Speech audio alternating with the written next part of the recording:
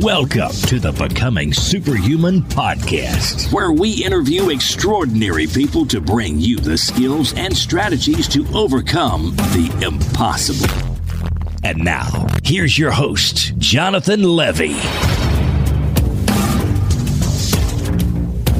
This episode is brought to you by Organifi. You guys, one of the only things that every nutritional expert that we've had on the show seems to actually agree on is that we all need to eat more vegetables, eat more greens, eat organic, cut out all the processed junk. Well, who has the time, right? Who has the time to go out, do the shopping, make the salads, make the juices, make the smoothies?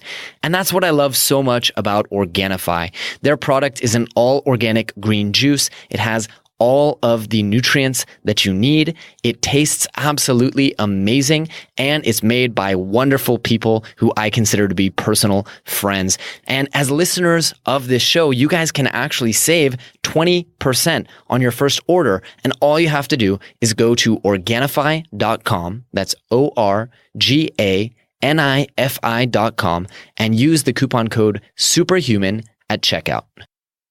Before we get started, I just want to let you guys know that this week's episode is brought to you by my new online course, Become a Superhuman. And yes, it sounds exactly like the title of the podcast, but this is actually an online course where we go into the various aspects of improving your health, specifically your endocrine health.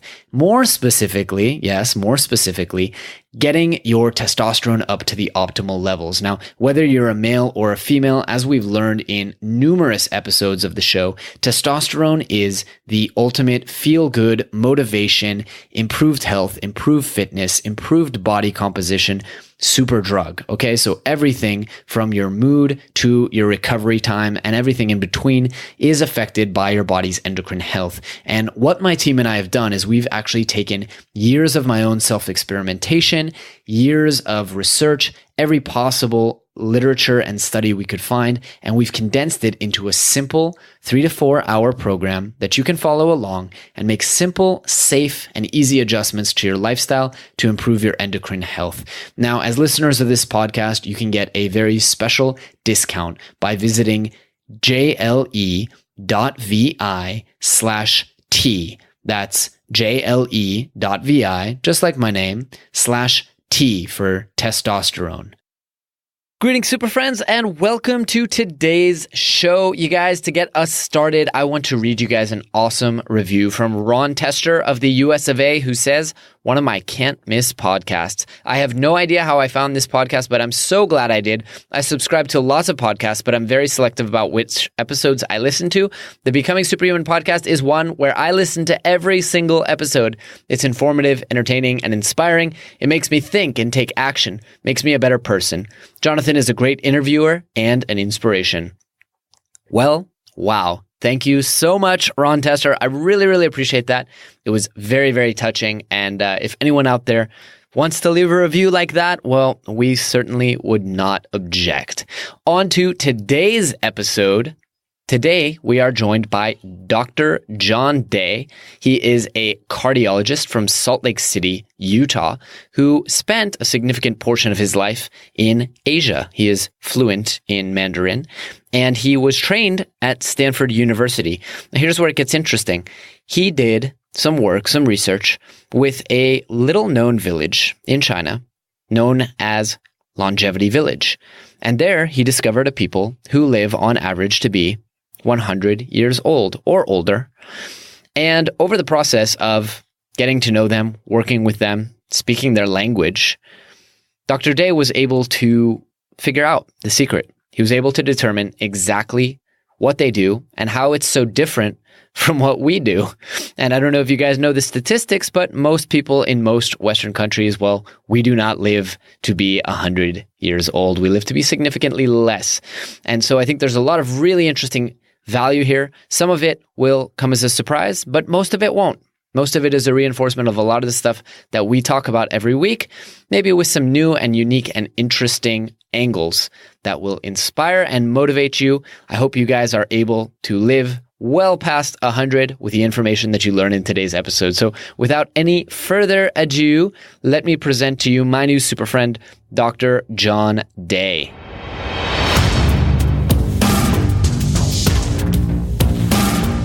Dr. John Day, welcome to the show, my friend. How are you doing today? I'm doing well. Thank you so much for having me on. An absolute pleasure. I'm really excited to get into some of your work and talk about your latest book. But before we go ahead and do that, let's give a background to the folks who haven't already had a chance to check out some of your stuff. Could you tell us a little bit about your career, your trajectory, and what you've been working on? Great. So I am a cardiologist. I specialize in heart rhythm abnormalities and based out of Salt Lake City, Utah. And that's always been my passion, is trying to help hearts to get back in rhythm and stay in rhythm until I, upon my own health journey, got my own life out of balance. And in fact, by age 44, I've found myself on 5 prescription medications, dealing with autoimmune diseases, overweight, high blood pressure, high cholesterol, insomnia. The list just goes on. And so that's really what launched me onto my own health journey, my own health discovery, my own experimentation and research, and ultimately landed a book where we can share the message to the world. Rock on. Okay, so tell me about that book, because I know you've taken kind of a different trajectory with this, which was longevity. And specifically what caught my eye was studying a very specific place in the world where people live very long. Tell me about that. Okay, so there's a story there. I speak Chinese, and it's something that I've kept up for many, many, many, many years. I was a Chinese major in college before going on to medical school at Johns Hopkins and going down the medical path. But it's something it's been very passionate for me. And as I've taken leadership roles in national medical societies, I'm frequently asked to give lectures in China. And I think they like that because I'm one of the few Caucasian doctors that gives his cardiac lectures in Chinese. And as I was going through that in my mid-40s, these health struggles, colleagues in China shared with me this village. They call it the Longevity Village, where it has the highest concentration of centenarians in the world, and people live these remarkably long and healthy lives, free from chronic medical illnesses. They don't have doctors. They don't have hospitals. They're not on medications, but yet they're very active, vital, thriving people, even in their hundreds. And as I was kind of hitting rock bottom on the health side in my mid-40s and figuring I had a lot of years ahead of me and didn't want to live like this for the rest of my life, this was an area that I definitely wanted to go and explore and learn from them and see if there was something that I could apply to my own life. Incredible. So what did you learn? What do these people do in this longevity village that you and I don't do? Well, now the fascinating thing is certainly things are changing. So this village is in southwest China. It's in a mountainous area, very rural, and it's not far from the Vietnam border. So they live in a subtropical environment. But probably the thing that this village had going for them the most was geographic isolation. It was 8 days on foot, round trip, if you wanted to, say, buy sugar or tobacco or whatever. And so these people did not have access to that. And so everything they ate, everything they did was all contained right there in their village. They grew their own naturally organic food. They had a social network that really supported health and longevity. Physically active, and the list just goes on, and we can certainly go through that. And that's really what the research team that I put together of cardiologists and other doctors there in China is to try to deconstruct what were the aspects of this life that allowed them to thrive, not only to live to 100, but to thrive to 100 in every sense of the word. That's what we describe in this book. And that's the message of the book, is that, we don't have to live these lives with chronic medical conditions and on lots of medications, that there is a better way. So let's go into a little bit of detail there. I mean, everything was self-contained in this village. Talk to me about their diet. Talk to me about exercise. I imagine if it's such a rural village, they had pretty active lifestyles, tending to the fields and carrying all the harvest. But paint a picture for me of really what their lifestyles look like. Sure. Well, it all starts with food. And that's where we started out with the book, is that you could really describe their diet there in the village as a real food diet. There were no processed foods. There was no added sugar. the people ate very simply. Vegetables were a part of every meal. Vegetables were part of breakfast, part of lunch, part of dinner. And the beautiful thing about the Chinese is with their cuisine and the way they cook, they can make vegetables just absolutely delicious. Fish was a regular part of their meal. There's a river that runs through the village, and they would catch these small, little oily fish. They're just very, maybe they're shorter than your index finger. And these fish are very high in omega-3s, and they would eat the whole fish, including the bones. So that was one way that they got their calcium, since dairy was not a part of their diet, mainly because they didn't have access to it. They were a very poor rural farming community, but also most Chinese are lactose deficient. And so it just didn't settle well with their bodies.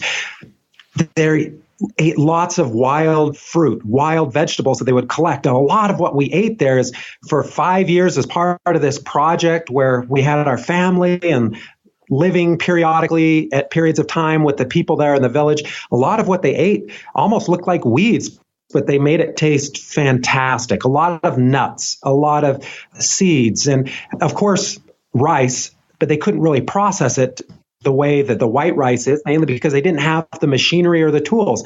And that was their diet, a very simple, real food-based diet, unprocessed foods. And the beautiful thing is, by eating this way, they could eat as much as they wanted to eat. There was no obesity. No one was on a diet. There were no shoulds, woulds, guilt, shame about what they ate. Interesting. Very, very interesting. So that's the food component. Talk to me a little bit about, they had to exercise, right? There's no way you get to 100 without having an exercise routine, or is there? Oh, they were definitely very active. But the fascinating thing is, if you asked any of these centenarians in the village, what do you do for exercise? They look at you as if you're from another planet. It's such a foreign concept to them. Nobody set out to exercise. It's not like they got in their car, drove to the gym, put on their special clothes, exercised, changed back, got in their car, drove on to work. There was none of that. Physical activity was engineered into part of their lifestyle, what they did. With hand farming, you're using about every muscle group. They would carry these loads of vegetables. These small women, no more than 100 pounds, would carry these huge vegetable loads up and down the mountainside. But everything that they did was physically active. There were no cars. They had to walk wherever they walked. And so consequently, their life was one continual motion. And I think the lesson there is, here in the Western world, our lives have been engineered to take physical activity out of our day. We have to schedule it in and go to the gym. And while a daily workout is important, I preach that, I push that, I encourage that with my patients, but to be physically active throughout the day. And in fact, studies show that people who sit all day, and even if they go and kill it at the gym for an hour or two, they can't undo the damage of sitting all day long. And sitting really is the new smoking. And so just the concept of finding a way to bring physical activity back into our daily lives. Totally. As you were speaking, I thought of something really funny, which is every year it gets real hot around May, June, and my energy level just zaps because you're sitting in AC. And when you're not in AC, there's these temperature changes going outside. And every year I go down to the desert and I work on building a camp for Midburn, the Israeli equivalent of Burning Man. And every year for the last couple of years, I've been shocked because you expect, you're swinging a hammer, you're knocking rebar into the ground, you're lifting heavy materials, you're doing all this manual labor that we're not used to from dawn until dusk when, you don't have light to work anymore. And you have so much energy. And it's because you're constantly working, you're constantly active, and your body's kicking up your, metabolism. You're getting lots of vitamin D in the sun. And it's so amazing that we all get so tired from doing nothing. And it seems to me like our bodies are just scaling down our energy production. And if we were to, we all know someone out there who does maybe manual labor or who is a tour guide and walks all day on their feet, and they seem to have so much freaking energy. It's incredible. No, you bring up an excellent point is fatigue is something that, that's the number one complaint I hear from patients in my cardiology clinic is everybody is fatigued. Modern life, even though it seems so counterintuitive, we're not doing anything, but yet modern life, we're so fatigued. And the irony there is we're so fatigued, but yet we can't sleep at night. Right. They don't have that problem over there. It's exactly as what you described. As soon as they lay down at night, they are asleep. Right. They have worked their bodies. They've been physically active. They don't ruminate about everything that happened during the day. They sleep. Yeah. Yeah, definitely. That's been my experience in situations where I'm constantly on my feet or working. So I want to ask you this. How can we apply this stuff? It goes without saying, cutting out the processed foods, eating lots of veg, upping the omega-3s in the diet. What else can we do to promote longevity? And I guess another side of that question is, can we really replicate those results? We already have done, most Westerners at least have done so much damage to their bodies. It's already so hard to get produce that's nutrient rich, to get meat that is clean and that was raised in a humane and healthful way. So how far can we go towards emulating this lifestyle? There is so much that we can do. And maybe I'll talk first on some of the damage we've done to our bodies. I was there. I was on what we call the standard American diet, the donut, the bagel, the cream cheese, the Diet Coke for breakfast. And then lunch was maybe a slice of pizza and another Diet Coke. And that's the way I lived for the first 40 years of my life. It's crazy as a cardiologist, it's even as physicians, it's something that we're so taken. That's just what everybody else is doing. It seemed normal. And that's just the way we live. But the beautiful thing is now that I've adopted this longevity village lifestyle into my life as a cardiologist in the modern world, our body has the remarkable capacity to heal. Whatever we've done to our bodies can heal. Depending on what stage we're at or what damage we've done, we may not get a complete recovery, but wherever we are at, it's never too late to change our body. If we just get out of the way, give our body what it needs, it can heal. In my case, I was able to reverse all of these chronic medical conditions, get off all 5 prescription medications. And you know what? I haven't felt this great in years. I'm now in my 50s, but I feel as if I'm in my early 30s. It's amazing just what can happen if we just get out of the way and let our body and the repair mechanisms go to work. Mm-hmm. So, to answer your other question as far as what can we do, there's so much that we can do. We've talked about, as far as with our diet, of sugars and processed foods are probably the biggest things. That's 90% of the battle there. You brought up some other points. The farm to plate time, eating nutrient dense food. And that's the next step, whether it's a local farmer's market or growing our own garden, or there are various co-ops. There's so much that we can do. And eating organic when it makes sense or when our budget allows, there's a lot we can do there. Re-engineering physical activity. I imagine most of your listeners are probably a lot like a lot of my patients, is that a lot of it has worked office jobs. And what can we do there? Whether it's a stand-up desk, just bringing in a platform. Yep. If you have a more enlightened employer, maybe you can get that treadmill desk or maybe a bicycle desk, or if anything, just setting your smartphone to buzz you every 30 minutes to remind you to get up and just go for a walk around a little bit, stretch those muscles. There's so much that we can do. Totally. I'm standing right now as we speak. And I think it's the little things like that, making lifestyle adjustments that really are going to make the huge impact. Absolutely. And I'm standing for this interview as well here in Salt Lake City, if you could see me as well. So just bringing physical activity, whatever we can do, back into our lives. When people think about longevity and healthy living and freedom from all of these chronic medical conditions, of course, we first think of eating real food, nutrient-dense food. We think of being physically active.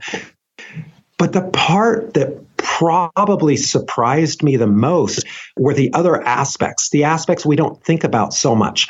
For example, these people had a very positive mindset. their concept of aging was completely different than ours. These people suffered through so much: the Chinese Revolution, failed Chairman Mao policies, famine, difficult periods of time. But all of the centenarians would tell you that they are living the best years of their lives, that they look forward to each year, that life is good. And that's something that is quite striking, because too often in the Western world, aging is something to be feared. You don't want to grow a year older. There's almost a little bit of depression when you hit age 40, or heaven forbid, you hit age 50. But that's completely different there. It is an honor to grow old. So that was one aspect.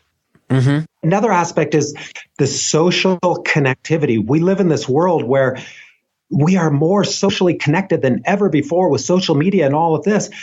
But sometimes you have to wonder, is that real social connection? The people there in the village, they helped one another. They connected with each other. There were 4 or 5 generations living in each home.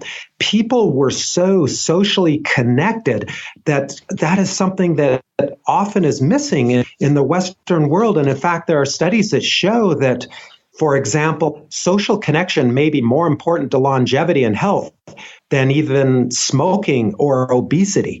That having that social connectivity where people care about one another and you know that somebody's got your back. Mm-hmm. So let me ask you this. What are some of the other maybe non-longevity village hacks that you personally use? I mean, you kind of casually mentioned that you yourself undertook a pretty radical lifestyle change. Are there any kinds of habits or techniques or behaviors that you've also implemented in this kind of journey of your own that are aside from that you feel help you become more superhuman?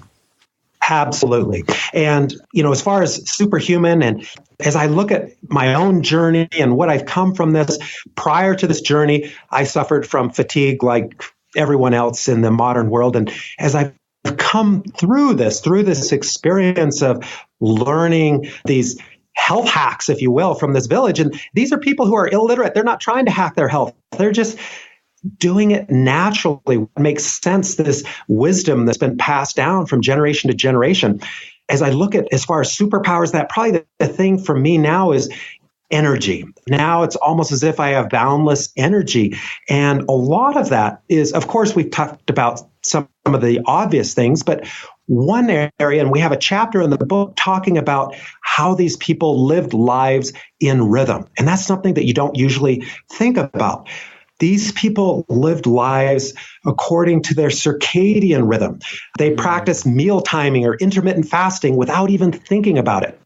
As you touched on a little bit at the beginning of this podcast, they were out in the sun. They got natural sun during the day, vitamin D. They didn't have the artificial light at night. Mm-hmm. And my own, if you will, superhuman area now is having this energy level. I think living in rhythm is one of the most important things, one of the most important lessons, health hacks that I was able to pick up from this village, in addition to the obvious. I really like that one. I'm curious how much, if they were in their kind of normal circadian rhythm, because I think most people, their rhythm is so screwed up, we don't even know what's right anymore. Is it 8 hours? Is it 7.5? Is it 8.5? How much were these people sleeping? And also, I think is a really important question. Were they sleeping once a day, or were they taking a nap in the middle of the day? How did all that work? So, excellent question. These people, as you might imagine, they didn't have electricity until recently. And so they would be outside in the sun, working during the day, hand farming, in tune with nature. So they were in rhythm or in sync with nature as well. Then at night, light maybe would consist of candlelight, or there was very low levels of light. They didn't have all that artificial light, that blue light at night. And so their bodies naturally got tired just from what they did during the day, having their circadian rhythm in sync with that bright light from the sun during the day, very, very dim light as the sun went down at night. And so they naturally got tired. They slept when the sun was down. And then with sunrise, they were awake in the morning. As far as napping wasn't a part of their culture. They would come in from the fields to have a a meal and they would rest for a bit before going out. Some napped. Not everyone napped. That was kind of an individual type thing. And it was more of a power nap if they needed that. That was as far as their daytime. Now, one other thing that was very fascinating is even their meal timing. And meal timing has been shown in studies to be very important in keeping your bodies in rhythm as part of this 24-hour circadian clock. Is the typical meal of these sentient, it was a light and early dinner. Breakfast was big, lunch was a little bit smaller, but dinner was light and early. And if you will, they practiced intermittent fasting without even thinking about it. They went 12 or more hours of food. They didn't have that pre-bedtime snack. And so their body metabolism was also as part of living in this in rhythm. Interesting. You almost start to feel like so much of what we talk about on the show is just a return to kind of our Paleolithic ancestors and the way they slept, the way they ate, the way that they had social relationships. It sounds like so much of what's wrong with the way that we are is really just strictly from that departure. And I know a lot of authors would argue that. Absolutely. These people lived, if you will, in alignment or in rhythm with their genome. Our genes are basically designed to function in this more ancestral way of life. And too often with our artificial foods, our artificial lights, our artificial comforts so that physical activity is engineered out of our lives, our artificial ways of connecting one with another, we've strayed far from the way our, if you will, the DNA blueprint of the way our bodies were designed for optimal performance. Yeah, definitely. Definitely. So, Dr. Day, I want to ask you a few more questions here before we run out of time. One, I'd love to hear a little bit more about how you learned Chinese. It sounds like, I mean, if you're giving lectures about cardiology in Mandarin, you're probably quite skilled. So tell me a bit about that process. I know language learning is something people really struggle with.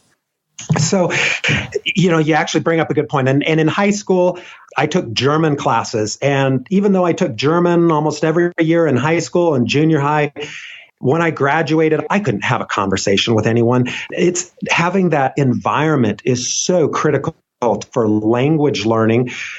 Or for whatever you're doing. If you're trying to turn your health around, you need to have the proper environment around you. And language is a perfect prototype for that. For me, it was part of church volunteer service work that I did as part of my faith at age 19, living in this environment where I spoke nothing but Chinese for 2 years as part of this volunteer experience. And then from that, because I was just so fascinated with the philosophy, the food, the life outlook, the people, the language, the culture, I continued with it. And so I majored in Chinese before, as I mentioned, going off to medical school at Johns Hopkins. And then during my medical training, it was something that because I spoke Chinese, I naturally would work with the Chinese people, whether I was at Johns Hopkins or later where I did all my training at Stanford University, is I would have these clinics where I would work with the Chinese immigrant population. And now as part of my practice, I live in a community where there aren't as many Chinese people. So I have a language coach that I still meet with once a week. We have a session over Skype for 1 hour. And by getting to China a couple times a year and forcing me to give these lectures, it really pushes you. You have to have that environment. And then language acquisition just becomes natural. I couldn't agree with you more. And I think people, where they go wrong is that they think that you have to have that environment, meaning you have to be in the country. And I think you pointed out something really, really smart, which is you can create that environment even if you don't live in the country. You can go online and find a free language exchange partner. You can, travel. If you can't travel, you can find people in your local community. Most major cities have a Chinatown where you can go and buy your groceries and practice your Mandarin. And I think, even if you don't have the budget to travel or your life doesn't allow you to pick up and move for a couple of years to a country, you can definitely learn a language without being in that actual country. I couldn't agree more with that. Environment is critical, but you can create that environment wherever you are. Absolutely. So one other question I wanted to ask you is about homework. We really love to assign homework on this show. And it doesn't necessarily have to be homework about longevity or diet, but I would love if you could give the audience one piece of homework that maybe they could work on this week while they're waiting for next week's episode. Absolutely. So the way I like to look at it is I like to look at it's trying to make too many changes at once can be very difficult. And so whatever people are looking at making changes is to try to look at what is the one thing, what is the 80-20, what is that Archimedes lever that can really move the needle. And so in the book, and we've talked about a lot of the 7 lessons, I would say wherever people are struggling, if they're struggling with eating real food, then make that their homework for this next week. Try to avoid all added sugars or processed foods. If you're struggling with re-engineering physical activity in your life, that's where I would put the focus this week. If it's having meaningful social connections, if your life is completely out of rhythm, then I would make the homework for this week is what can you do to get your life back in rhythm and to focus on the one thing, the one area where you're lacking. And I think that's where you're going to see the greatest results. I absolutely agree. And I think there's a lot of value in doing that process because I think a lot of times people sink themselves in, and I'm on the record saying this many times, is people sink themselves in to whatever is working in hopes that it'll make everything else better. So, my job's going well, my social life isn't going well. Well, let me just work harder because I'll make up for it there, or vice versa. I think just that process of saying, well, what's not going for me right now? Where should I be emphasizing and giving attention in and of itself is a hugely valuable exercise, not to mention actually devoting your attention and saying, you know what, things are going well enough in school that I can pull back and start dealing with some of my health issues, for example, I think is a really, really important exercise. So I really appreciate that piece of homework. Oh, thank you. So I want to be respectful of your time here. I know we're coming up on the end of our hour, and I wanted to ask you, where can people go ahead and get in touch with you? Obviously, we want them to check out the new book. So where should we send them? Excellent. So the new book is called The Longevity Plan. For those of your listeners, those of you who are listening in the United States, it's available at most local bookstores, or you certainly can get it online through Amazon or whatever your online preference is that can ship anywhere in the world or where you may be.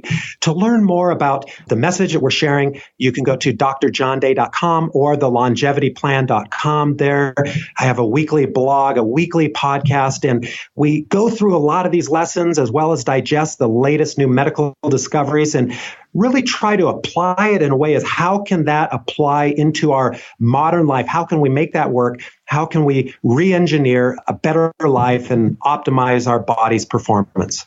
That's really great. And I'm looking at your blog now, and there's a lot of really interesting stuff that unfortunately we didn't get to cover in this time, but things like meal timing and how that matters, and longevity planning and how to kind of structure some of this stuff. So really recommend people check that out. I'm going to have a read through some of these posts, and it looks like, wow, you're 226 posts in. So a lot of content for people to go ahead and go through there. Absolutely. Like I said, it's been quite a journey. Definitely. So Dr. Day, I want to thank you again so much for your time and for sharing your wisdom with us. Before we let you go, though, I would love to ask, what is, if there's one message that you hope that people remember for the rest of their lives from this episode, what would you hope for that message to be? I'd say the biggest thing is that if we optimize everything for our body, we can expect, if you look at studies, the human body is designed to run optimally for most people to age 90 without all of these medical conditions or medications or that. If we can just give our body the right environment, the right nutrients, the right whatever we need, we can expect to have great health for most people to age 90. And it's just a matter of figuring out what needs to be done and letting your body do the work. I think that's a brilliant message to end on, and I do hope that people will take it very, very closely to heart. Pun, of course, intended. So thank you very much for spending your time with us. This has been an absolute pleasure, and I certainly enjoyed it. I do hope we keep in touch. Absolutely. And thank you so much for having me on and allowing me to share this message. A pleasure. You take care, Dr. Day. Thank you. All right, super friends, that is all we have for you today, but I hope you guys really enjoyed the show, and I hope you learned a ton of actionable information, tips, advice that will help you go out there and overcome the impossible. If you've enjoyed the show, please take a moment to leave us a review on iTunes or Stitcher, or drop us a quick little note on the Twitter machine at GoSuperhuman. Also, if you have any ideas for anyone out there who you would love to see on the show, we always love to hear your recommendations. You can submit on our website, or you can just drop us an email and let us know. That's all for today, guys. Thanks for tuning in. Thanks for tuning in to the Becoming Superhuman podcast. For more great skills and strategies, or for links to any of the resources mentioned in this episode, visit www.becomingasuperhuman.com/podcast. We'll see you next time.